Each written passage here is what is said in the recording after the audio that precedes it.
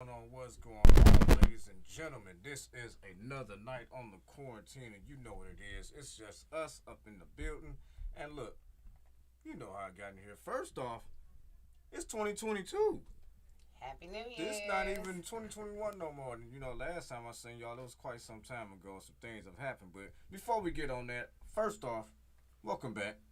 Who are you? I am Rosin M. Ogburn, and it is a wonderful evening with you guys in this first Friday of 2022. And I'll pass it on to our special guest this evening. Good evening, everybody. My name is Dennis M. Bryant, Community Advisory Council member in District 4 in the city of Detroit. All right. Woo So, woo. Gotta say congratulations because he is newly inaugurated in this week. Woo woo. and we definitely gonna get into that because we gonna find out exactly what the C8, what you call it again? CAC, Let them know what it is. Community Advisory Council. There we go. We 'Cause, educating you yeah, we guys. gonna have to let y'all. Oh, God. Education in 2022 is gonna be real because of these elections and redistricting and the hijacking of our. Anyway, don't let me get started. Anyway, ladies and gentlemen, I'm gonna get into it again. Happy New Year's. We got this guy from New York, and you gotta have some kind of balls to be from the city of New York and wanna sue in the city of Detroit. But this guy wants to sue to get doggone virtual classes stopped in the state of Michigan. Now, first off, I don't know if he knows there's a pandemic going on out there, but I don't know where you're going with that. But hey, have fun with yourself. The Omicron virus. Some of us call it Omarion just to be silly, but it's a real thing out here. That thing is ravaging through our communities. I'm looking at the numbers today. It's 40,692 cases since Wednesday, with an average of 20,346 cases a day. Man, look, y'all be careful out there. A lot of y'all went out and partied real good these last few holidays, and I get it, but you was warned. And I know a lot of y'all went out there without masks on because I seen the pictures and I was like, oh, Jesus Christ. They on Facebook and they clowning, man. They gonna be in trouble. And sure enough, a few of y'all done got in trouble. So just want to send prayers out to y'all and hope you get better. But we got to do better, please. This thing ain't no joke. DPS is in virtual till next week. Why? Because of the same virus I'm talking about. But it's not just DPS. It's a lot of other school districts in this state. Yes, yes. We just hope this thing hurry up and get the hell out of here because it don't deserve our time and energy no more. New districts, new candidates, big shake-ups, big screw-ups. But this is where we are. This is what happened. Honestly, I've been having some conversations with people who feel like sometimes I wish we didn't go out and push so hard for redistricting in 2018 because this was the results of our efforts, and I really feel like it was a slap in the face because people like you, people like me, people like Mr. Dennis here, busted our behinds to get things done along with other people. And I don't think what we have right now is right. It's not fair, but we got some work to do to see if these things change, and if they don't, whoa. The Crumblies. I don't know if I should give them my time, but I have to because they the parents of the Oxford shooter. They were denied getting their bond lowered. Hey, oh well. Will the lawsuit go through for the redistricting? Like I said, I mean, I'm sure it'll go through, but will anything change? Will we have time for anything to change before elections come?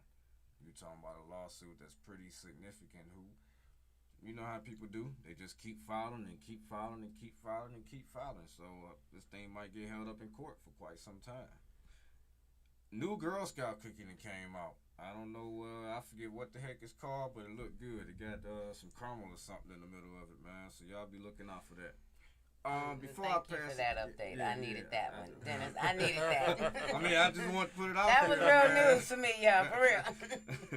But I do want to go ahead and y'all know we lost Sidney Poitier, icon. Yes, great. Yes, I found out the great. guy was born in Sweet. February Iconic 20th. person, yes. So he would have been been coming into another birthday. But personally, I lost somebody, real dear to my heart. One of my coworkers, Arthur Vardaman. I know y'all heard me a lot of times say, get well, get well, get well. Well, things changed this last week. Happy New Year. But it's in God's hands now. So just send a prayer out to his family, and I'll get more into it later on. But without further ado, I talk a little too much sometimes on here, so I'm going to pass it to Roz for the first Roz spot of 2022. Floor is yours. Thank you, Dre. I want to say I just appreciate every guest this evening for tuning in on this first Friday night of 2022. Once again, you could have been anywhere else, but you decided to tune in and join us because we have some important news. Now,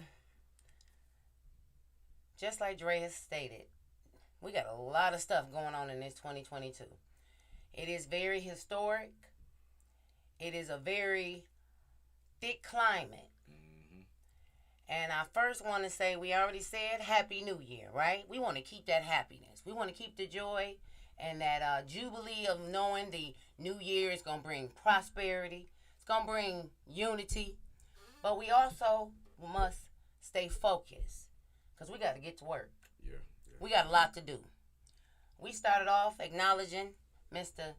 Dennis here coming into an elected seat, right? But guess what? We have new councils that's about to transition in, ladies and gentlemen.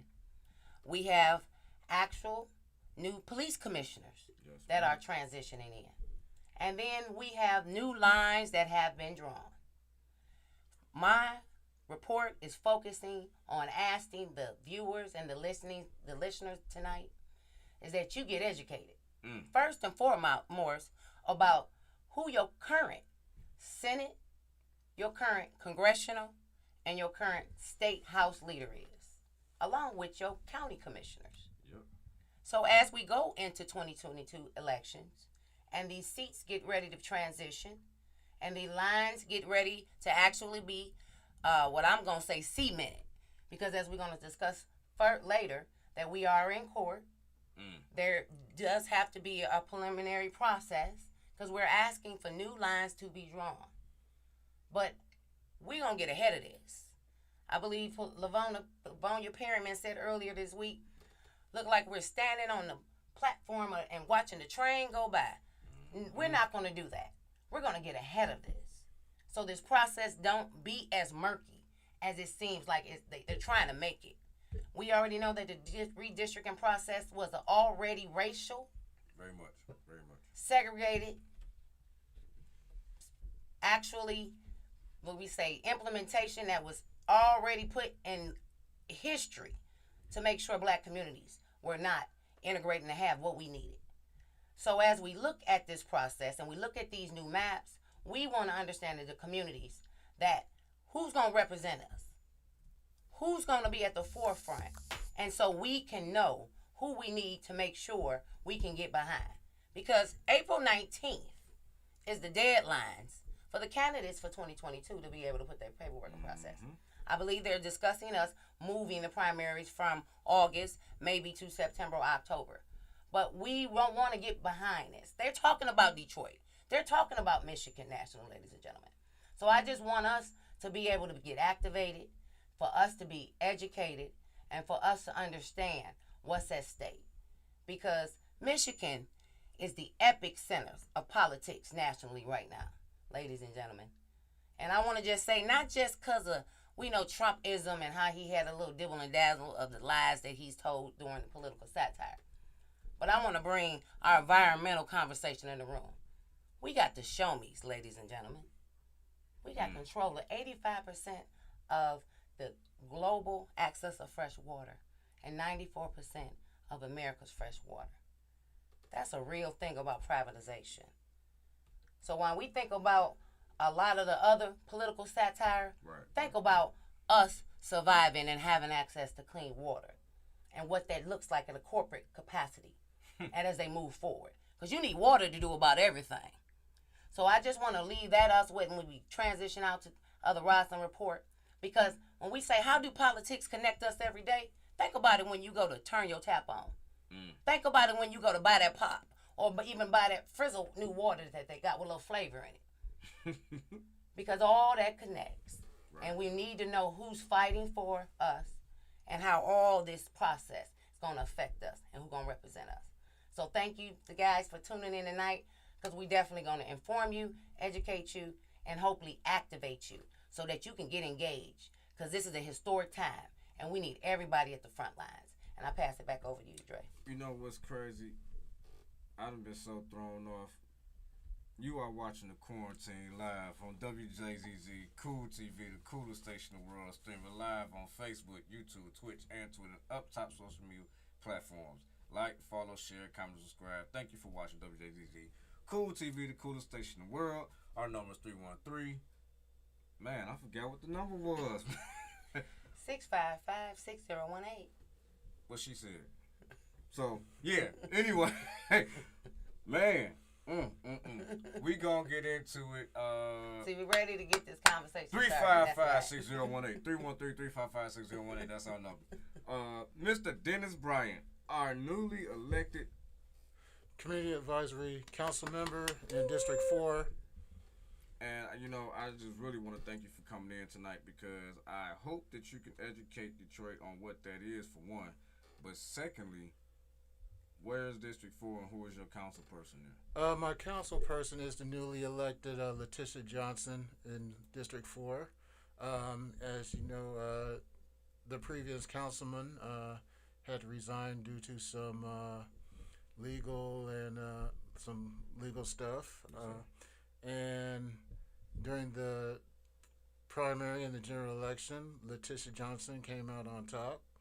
And she's our new council person in District 4.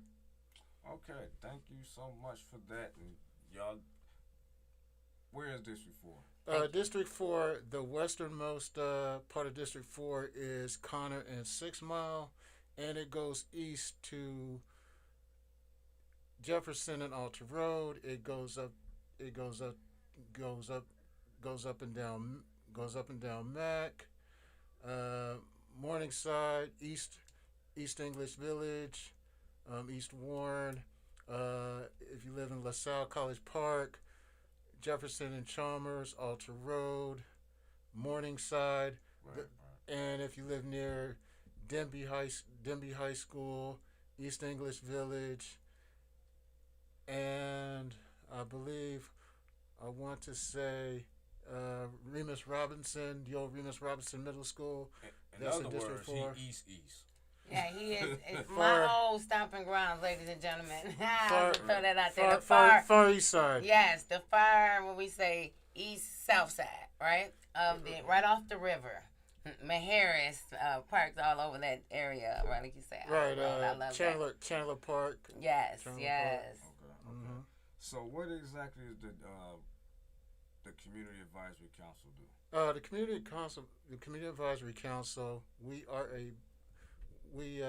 provide citizens a resource for easier access to their local government. Okay. So something we need. So if you have a problem in District 4, if you're not able to reach your council person immediately or her staff, you can reach us with your problems and or concerns, and we can get to our council people quicker and get some immediate results, hopefully. Okay. What would you like to see done? First off, what's your term? Our term is 4 years. Okay. And it is 5 elected, 5 people are elected, and one has to be one youth person has to be appointed by the city council person, and one senior citizen has to be appointed by the city council person. We have 4 elected. We have 4 elected in our district. It's myself and 3 other individuals that were elected. So we are working on getting our first meeting started, which is this Monday, which all residents of District 4 are invited to join in on, because per our charter we are required to have 4 public meetings a year. So we're gonna get things started off early this year on Monday. Okay, okay. Thank you for that. What would you like to see done while you're on this board? I would like to see things. I'm a tangible and visual person. I'm a visual person. I want to just see the things that are getting done, not so Right, much right. people talking about, well, we did this, and this. I want you to just. I would want us as a community advisory people to show the residents what is being done. Thanks to your concern, thanks to your output and your voice. Like, for example, um, one of my platform items was getting alleys cleaned up. Okay, okay. There's a lot of alleys in District 4 that needs to be cleaned up. There's a lot of trash and debris that are in these alleys Mm. that needs to be taken care of. So I would want to show the residents, like, hey, this is done. This is before, and this is after. So I like to, I want to see some, I would want to see some results getting done. I would feel like that my colleagues along with me on the Community Advisory Council would want to see things getting done as well to make our district a better district, and put a make this city a better city. Okay. Well, before I pass to you, I know yesterday was January 6th, so I got to ask you, where were you when it went down last year on January 6th, and how do you feel about how this thing just seems to be slowly coming together, the prosecution? Because I'm sorry, if this was done up under old Obama, he wouldn't have made off the helicopter or into the helicopter. They'd have had him arrested and thrown somewhere like this was a scandal episode somewhere, like he was B-16 or something. But how do what are your thoughts on that? Well, how do I feel about January 6th? Yes, sir. It's funny because people, the supporters that stormed the Capitol that say that the election was fake. Now, mind you, these were, as Biden said, believe it was yesterday, these are the same voters that voted for conservative governors, conservative senators, and so forth at the same time. So it's ironic, and it's kind of funny to me that folks want to say that the election was a fraud, and Biden said something that turned a light bulb on my head. Like, you can't hate your country when you're the quote unquote loser. Right, right, right, right. I mean, we're all we supposed to be all in this together, depending on who's sitting in the Oval Office, if whether it's a Republican or Democrat. People would want their lives to improve, Yes, sir. regardless on whoever's in office, and that's why we have a democracy. Like, hey, if you don't like the way things are getting done, you vote this person out. But you know, it's just sad to see that you know that one, not so much one lie, but multiple lies, and that people are believing this lie and did what they did, on January 6th. You talked about it at the beginning of your show, Dre. It's about investigating and educating. So, and what we got to do in 2022, like you said, we got to investigate and educate on who's gonna provide a better quality of life for us as Detroiters, and us as Michiganders. Absolutely. I hate to see it, but in America, we always talk about being together and all this stuff, but I've never seen America together ever. This place has always had a large sector, us, that has been mistreated, misused, abused, and all kinds of things. And it's like every time we try to make a step forward, it's an issue. It's a problem. It's a pushback. Yes, But you know, there's someone always pushing back. I mean, there's been violent. Like we are the ones that we're the ones we haven't been violent. There are other ethnicities, I'll just say, that have been the most violent. They've been the most violent people in the history of the world, and I don't think.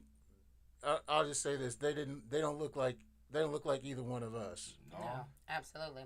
And then what I was going to say, Dre, on the note of what I can say on a positive spin on America, and I hate to say it like this though, we do come together, we do show love, but we hate to say it, it's a catastrophic event that occurs. All right.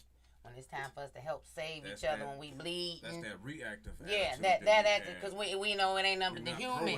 Yeah, right. It's the human factor that come after that, right? But like what we should be before that, right? Why can't we see that we're bleeding out? And I want to even rewind it all the way back to Michigan's event. This is one, and we was talking about what happened a little bit before that. Michigan was what we call a test case. Yeah, it was a practice run. Right, when they came and stormed our Capitol, came in there with them rifles, right, slamming on the doors, trying to get in, and et cetera, and had our state representatives and our Senate in there scared for their life. And then the next day, our senators coming in there with bulletproof vests on, coming to work, paying hired security teams to escort them into work that day or the next day or for the rest of the month, etc. And so, like we're saying, what does it look like when we go look ahead of this and say, hold on, we see the temperature has changed. We see that things are, like we say, we're not in Kansas anymore. No, we're not. This is not our normal politics that is coexisting with us. And we had a whole president, at the time, well, it was transitioning out, let's just say that, transitioning out, telling his audience and his fans, go get him. Go do what you need to do. And I was asking, my brain is saying, no, he was a seated president when he was actually telling Michigan that if you got a problem with your governor, go do X, Y, and Z. Right? Coming from a higher seat, and when you have a conversation with some of these residents, that's what they say. Well, our president told us. He said this. Wow. And so this is what we're saying, going back of the representation that we have to reflect. And when we look across the country, we talked about people that have been seated 30, 40 years. And those people saying what they not going to do. But they still holding laws and positions that is not allowing black people to have voting rights. Well, we need to just get that HR 1 passed, the John Lewis Voting Rights Act. We need to get that passed, and we need to get that passed immediately, because while all this was going on, there's been, I think, about 19 or almost 20 some states that have changed their voting laws to have less access for people of color to get to the polls. Restriction of ballot boxes and drop boxes being available in the communities, especially now. We know y'all who go down south. When the last time y'all have been down south? Right, Atlanta, Georgia, Tennessee, Mississippi. A country mile is a country mile, right? A house, they far away from each other, right? Yeah. I had to say that for people that have not been down south. Yeah, they're not like city houses, ladies and gentlemen. So to say that they're drop boxes that they're removing is a big thing, because that means it may be miles for you to have to go to be able to take your absentee ballot. And this is what we're saying. Go ahead, Diz, I didn't want to cut you off. Oh, no, but elaborate right. to a lot of people in the city. We don't know what that means. But you're right, because I was in Mississippi last summer, and I don't know, how in depth that is, but where I was at in Mississippi, it's about a mile. It's like we was like in the country. We was like by like corn. It was like by cornfields and like cornfields, but like off the freeway. It was like a real expressway. Like a real freeway. They go off highways Yeah. or intersections or interstates. Did I say the interstates? Yeah, interstates. Right. So Let me ask you a question. What other roles do you hold? Well, we like. Well, Not really CAC. Are you part of the Democratic Party or anything? we're nonpartisan. We're nonpartisan. I'm no, talking he's about in you. roles. You Well, me, represent any caucuses or anything like that, or do you sit on any other positions? well, I'm a member. I'm a member of the MDP. Okay. As for this, as for the CAC, you know, it's a nonpartisan position, quote unquote. But Yeah, but I'm glad that you transitioned back to the CAC. I wanted to uplift though, so everyone knows we have 7 city council districts, right? That coverage, but we only have 2 CAC. right, we only have two CACs, one in District 7, and the other one is in District 4. 7 still. Yes. Yeah, 7 has a couple. 7 has a couple of people on Yes. CAC over I there. can't name everyone, but I know Bobby Johnson, Okay. Carlos Tops, Okay. Mr. Don Riley, and I can't remember the other 2 newly appointed. they're Newly gonna elected, and then they have to appoint the senior and the and the youth. So they're going And through the process. Now, of as being for the appointed. youth, you have to be, you have to be between 13 and 17 years of age. You have to have your parents' permission, of course. If that young man and that young woman is interested in being one. Right. So, Now, and we have to turn it, we have to turn in the names to our councilwoman by the end of the month. By the have you 31st. guys chosen your youth? We're looking right now. Okay. We're looking there we right go. now. Come on now. Anybody that's in the Far East Side between 13 and 17 years of age, you must have your parents' permission if you're interested in being a part of CAC and helping be a part of this change that we want here in District And what 4. high school's over there again? Those are the you got Osborne. You Okay. got kids. You got kids that live in District 4. That goes to Osborne, Denby, Southeastern. Probably Cass Tech. Cass is more a citywide more school. Just anyone between 13 and 17 that lives in District 4. Y'all heard that. And then how can they who would they reach out to, or how Well, can they they contact somebody? they can contact me. My phone number is 313-218-3338. Okay, and y'all heard that. Say it one more time for them, Dennis. Area code 313-218-3338. All right, Get no, your kids involved. there we go. Now, for your senior candidate, have you guys selected that person that needs to be appointed? We're looking at that right now because Okay. mind you, we got we have our first meeting. We have our first meeting on Monday, and we still turning in. We still looking at names, giving us names to who wants to represent as a senior senior advisory council member in that district. Okay. Now, my question, also that I have now, when I hear the Community Advisory Council, we hear the word advise, right? Now, we know we are having new people transition into these seats. And so I'm just going to think hypothetically. If there is an issue that you see your current council maybe not addressing, We advise that council member to address that issue. now, what would that look like? Give me more. What would that look like? Because I'm just gonna keep it real. It's only 2 of y'all. There's only 2 of these councils now, right? And Right. y'all both kind of coming out new. So even as Yeah. a resident, what does that look like? Because you're gonna hold meetings. You get to hold 4 meetings a year. So we need to know what y'all will do for we to know how to support you guys also. Okay. Well, we would we would listen. We would listen to the residents, of course. If there's like a specific issue that, like I said before, we would address it to to the city council member and say, hey, there's a problem over here at so and so. What we need you to do A, B, and C to get this problem solved. And they like, yeah, no, that's not on top of my list. Okay. Well. How often would you meet with them? What was that doing? How often would you meet with the city council person? We met with the city council. We met with Letitia right before, we all met with her right before we got sworn in. Okay. But y'all just basically have to kind of set y'all schedules. Right, we're setting. Right, we said. Well, we got our schedules have to coincide with one another.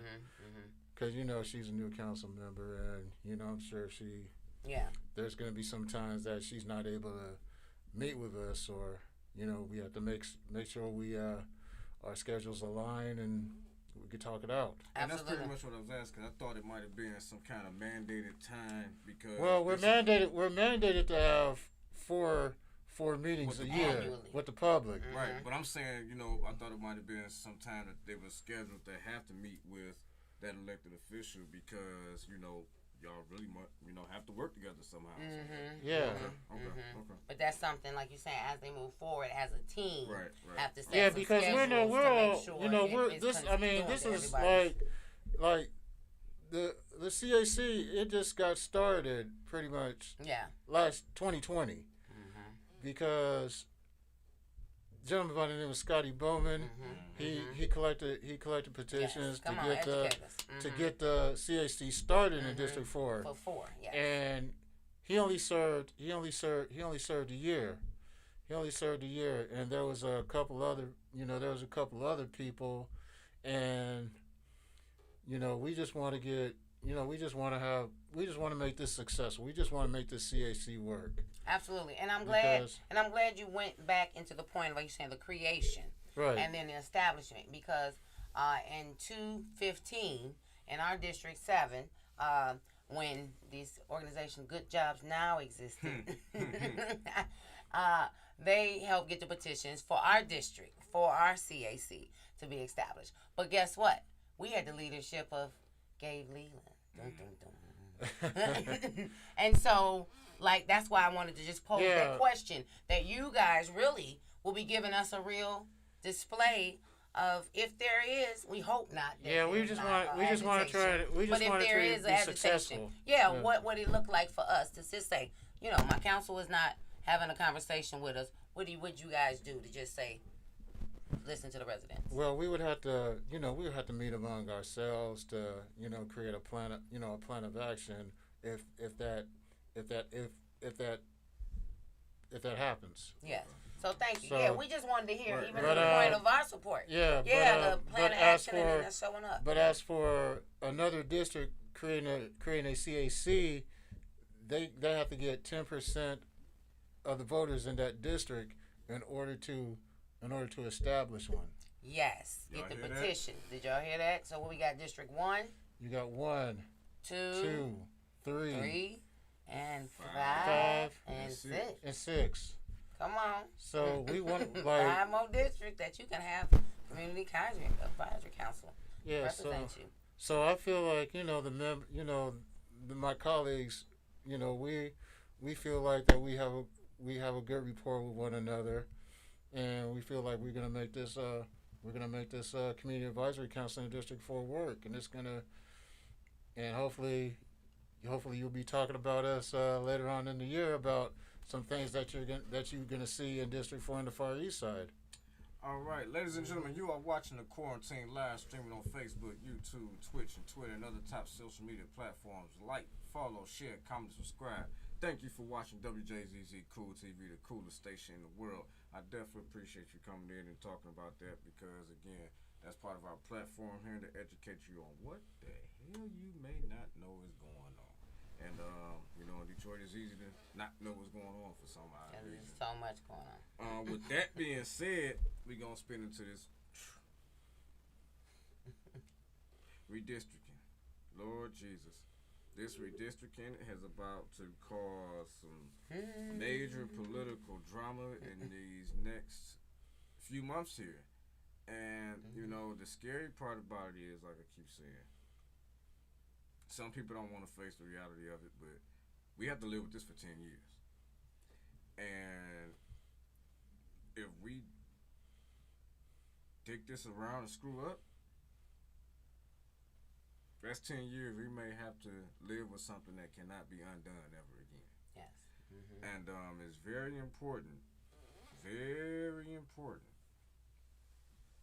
that at some point we figure out that this whole name recognition game and voting on who you told to vote for and not knowing exactly who is in your hood doing the work, but they actually doing the work in your area, you just don't know about it. We've got to get busy, and we don't have much time to start. Time is ticking away. I keep saying it. Our future is now, right now. There is no way, shape, or fashion to get around that. But invite y'all into this conversation on that. Yeah. And like you say, the general. Wait a minute, hold on. Let me do Oh, go ahead. state rep candidate. Rosin. Yes. There you go. Hello, everyone. I am Rosin M. Ogburn. I am your candidate to be your next state representative in current House 9th District and newly drawn lines District 3. So, just like Dre said, we must understand what is currently going on. Right. And so I'm going to start from the very beginning because we realized when we first came in the door that someone had this basic conversation and said, what? What you just said? So we're going to take you back to the beginning. Because of, what did you say? There's a 10-year process. There was called the census. Because we didn't make a certain amount of numbers with the census, we lost the congressional district. We lost the 14th. So, ladies and gentlemen, let's woosah that. 14th gone, vamoosh, no longer exists. So we have 13 congressional districts in the state of Michigan as of now, right? And now the current or the former holder of the 14th, Brenda Lawrence, has transitioned and retired out. So she's gone. So let's not talk about someone who's going to take her seat because her seat is gone. Right. We want to make sure the messaging right? I think that's where we need to stay clear. So now the 13th is up for grabs. We have the candidate name. Are we dropping names? Sherry Gay Dad Nago are going to be running for the 13th. But again, you talk about something that you have until April 19th to file for. There we go. So you might be looking at a city council or mayor race type of ballot looking. And again, you know, does that bode well for us? There we go. How does that look for us when you have so many people that, again, split the vote? Split the vote. And then, here we go. A lot of people or residents don't understand that some of these races, you have to have financial backing to enter into the race. And so the question is, can each of the candidates raise a substantial amount of numbers and funds to enter the race? So here we go. Our race is bought. Our race is in bought. some cases. Dennis will spin that to you. In some cases. Well, yeah, I mean, like, some races are bought. Some races are bought. I agree.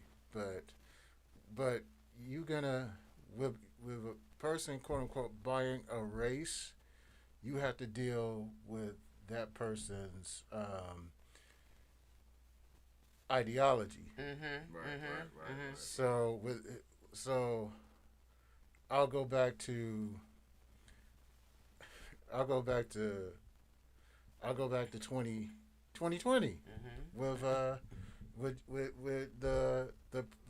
Democratic primary. Okay. Biden won. I mean,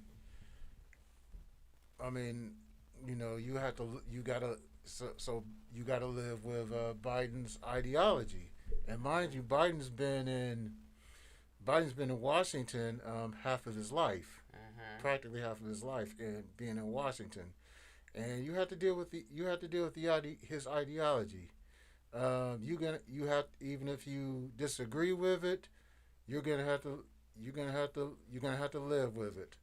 Uh, there was there when I was young, I used to watch professional wrestling, and there was this guy would say, "You don't have to like it, but you're gonna have to learn to love it."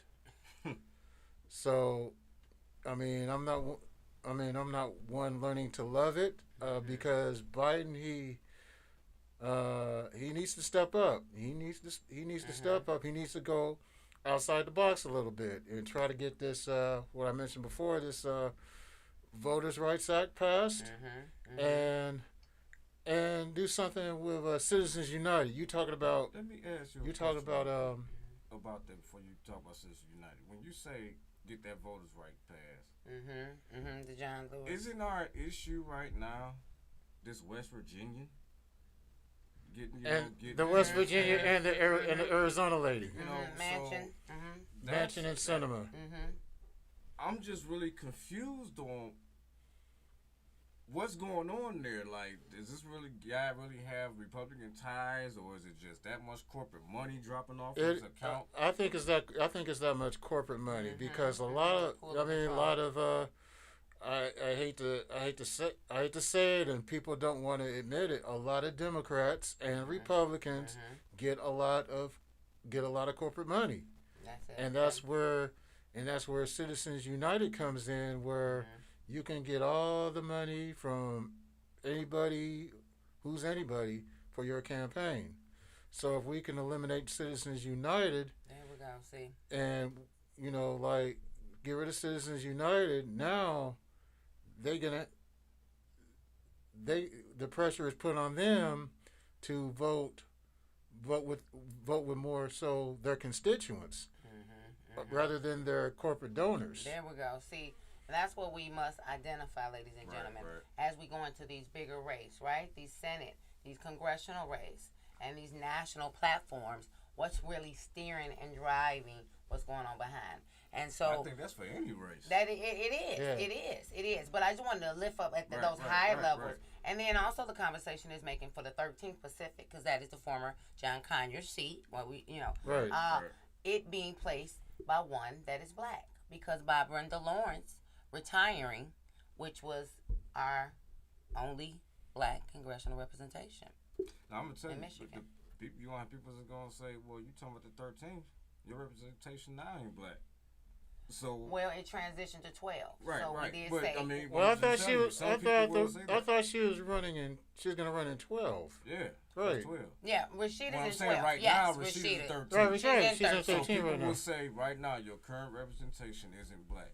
So if that's what majority of us want to see, how can we say that if Did you hear the that? person we put right now? we Well, I'm shifted. just saying. No, We shifted. this is an honest question. Ain't no shifting. This is what people are going to say. Yeah, so let's deal with 13. the reality. That's what we're saying. If your current representation is 13, Mm-hmm. so if all you're doing is just saying, okay, you're going to 13, some people, again, let's face the reality of it, whether we like it or not, will say your current representation isn't black right now. So how can you then use that as a qualification? How do we rebuttal that? Yes, we're transitioning 13 into, or it's trying to seat one as a black candidate. Right. The question is, like, we're pivoting back, can they raise the money? That's the real question. Because now Rashida's been transitioned to 12. Debbie Dingle is being transitioned to 6. 9? Is it 6 or 9? Six. It's Okay, 6. Yes.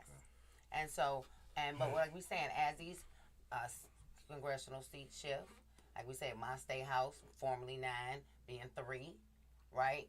Now that's another thing with the conversation. I want to uplift this, because this is what I feel like a lot of people don't know. Cynthia A. Johnson, her district, Ooh, being boy. shifted to House District 7. She's going to go against Tyrone Carter. Okay? And then now it said District 6 for this House District is with Regina Weiss and Helena Scott. Who I don't is know. Regina Weiss? I don't know. I can't see her face. Regina Weiss. Hello, Miss Weiss, but we can't see your face. Who's Regina Williams? And for State House 16, Stephanie Young versus Mary Kavanaugh. And this is another one, 70. You know what's But that's crazy? another house. So Stephanie Youngs is gonna go out to part of Redford or all of Redford. That's Regina Weiss, yes. Mm-hmm. You said Stephanie Young is going out to Kavanaugh's. Yes. Kavanaugh represents mostly Redford, right? Yes, it comes out a little bit, but then they kind of brought her over, kind of made it wider. Mm-hmm. So Her district, because it went up and over. yeah, Now it's coming going western. because I saw some of these maps. This is like there was one map where you had I think I don't know if it was a Senate district. You had it from the east side of Detroit all the way up to like parts of Macomb County. Now, listen. Yeah, and this is what we're saying. So when you look at Helena Scott versus Regina Weiss, right, in District 6. I just pulled her up. Right now, Yes. she would be House District 27. House District Which 27. covers Berkeley, Ferndale, Hazel Park, Huntington Woods, Oak Park, Pleasant Ridge, Royal Oak Township, Detroit. If y'all don't go vote, You said Erica Weiss or Geis? Regina Weiss. Regina. We know Erica who Erica Geis Geis is is. Senate. She's Right, Senate. right, Yes. She's Senate like Ann Arbor, right? Mm-hmm. Yes, yes. I know. That's all who I saw too, Yeah. Dennis. I was thinking the same person too. I said I can't see her. Y'all tell me who Okay. she is. Yes, and I know Miss Weiss is part of the Sierra Club, but the You know her. they actually made mention of her, but I didn't have a picture of her. But the reality is what we're saying, guys, is how they're stretching the district. And what they've stated, there were 17 black communities and districts out of this. And now we're down to 0, right?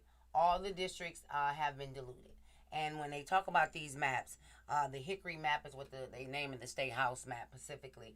The way it has shifted, certain district, they call it tweaked, like my district. They tweaked it. But what they did is pull the demographic of the white community that they wanted to make sure we had more connecting or access to from Melvindale, which is a 74% white population. And then when we look at the community, also 12,000 population community also. So when we think of this, we say who are the other individuals and what are the issues that they have to deal with. I don't know till I go down there and move and shake hands, identify myself in these areas. But the thing about it, lines do not say to the communities, "I'm welcoming." Right, the lines right, don't right, say, right. "Come Right, on that's in." right. Right. The lines are just lines they drew. So how do I know they want me to represent them? How do I even know when I come in my community, and their community, I'm safe? And see, so this is what we're saying about this process in itself, and why, once again, we want to educate everyone. It's in court. Yes, ma'am. So these current lines that you have are what we are moving by. That's why the ask earlier was to say, know who your current representation is now. But here we go. We're still asking for new lines to be drawn. We still need you to come to the because table. it sounds like what you're saying, Roz, is like there's going to be no black representation, more or less. I mean, if you look at it, think about this. You talking about the Detroiters that's used to campaigning in Detroit, who now have to go out to Berkeley, Royal Oak, Hazel Park, Ferndale. All these places where you've never had a footprint of. Yeah, remember on the That's east it. side, you got to go into Macomb County. You got to go to Yes. Roseville, East Point, Grosse Point. Warren. Yeah. Oh, we got a call. Yes. Oh, we got a caller. Hello, caller. Hello, can y'all hear me? Hello. Hey, what's up? How you doing? Who's this? Hey, this is Sylvia Sly. I can barely hear y'all, but I can hear y'all real good through the phone. My question is, can somebody please tell me when the last time we had some black representation? Where is the bacon and the reparations? And black communities constantly getting diluted and polluted. It's 2022. When we going to get our breakthrough? I'll hang up and listen. All right. Appreciate Thank you. Thank No, she's saying it No, because it's real. because once again, why is this occurring? Because we understand that this process was already a racial process to separate black people from getting in white communities. But then also, when I started to go into the communities and have conversations, why are we realizing corporations are coming into communities? But guess what color the communities are? Black. Yeah. Well, White communities aren't letting corporations and industries into their backyards. yeah, because remember every year John Conyers would bring up that HR 40 when it comes to the Commission on Reparations, There we go. and now there's a new congresswoman that is taking that up now when it comes to reparations. Reparations, it doesn't have to be. I mean, money is fine, but land, That's like it. land, like what if like what if Whitney Houston, Michael Jackson, Prince own their own like from music, like from our inventions. This is what Get I reparations for our inventions, and like the traffic light. A black person invented the traffic light. Why isn't why isn't there reparations in that? That's going back back to our community. I see it's Absolutely. 8:51. We got 4 minutes left. And This is 4 what we say minutes. about reparations. Real quick. This is what I think should We happen. can talk about that. Yeah. I believe that they should be. You're gonna always have people that's gonna want cash, but you're gonna have some people that's like, give me grants and fix my credit. This is that. I believe they should itemize what is it that some people want, because everybody not gonna want the same thing. But that also boils down to us getting to a table like, what are we asking for? Yeah, What are we collecting? Yeah, but- Wait a minute. Now, let me just see. From a national and going back into history, if they really try to focus on restoring us, They don't want to do it. they not going to want to do it because they Right. realize they still got our stuff. and that's and it's like and it's gonna pay, we're gonna like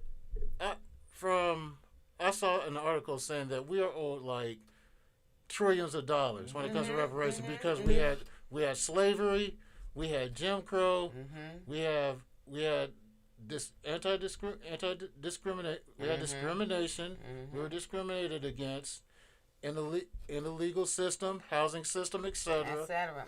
So And then when we try to establish ourselves in certain communities, if somebody claimed rape or whatever, they burn whole towns down. Right. So what we're Right. saying that we had layers of trauma and been attacked and was never restored. That's why they actually want to hide it Yeah. and not bring it in the history I books. totally agree with the caller about that we do deserve reparations. Yes. But Yes. I mean, it should be in, just like Dre said, it should be in different forms. It should cash, land. Absolutely. Let you decide. Yeah. Like I hate that we only got 2 minutes left, but we getting ready to close it out.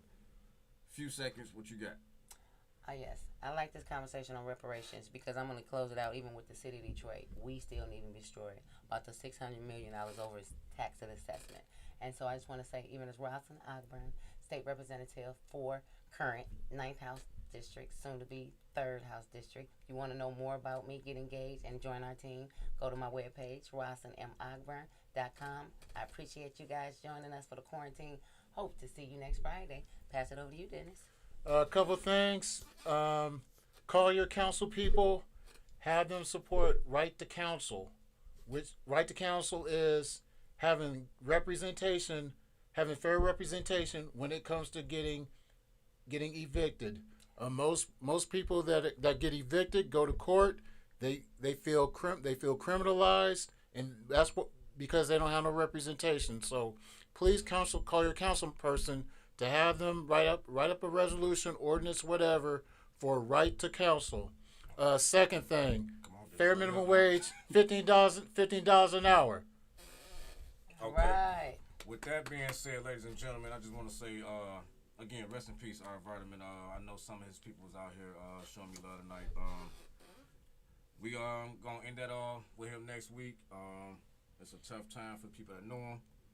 Good guy, always kicked our behinds as millennials, but always loved us at the same time. Always want to see us moving forward. So with that being said, we need more people like him. There's only one our vitamin. We need more. Ladies and gentlemen, this has been The Quarantine. Happy New Year. We back at it. See you again next Friday.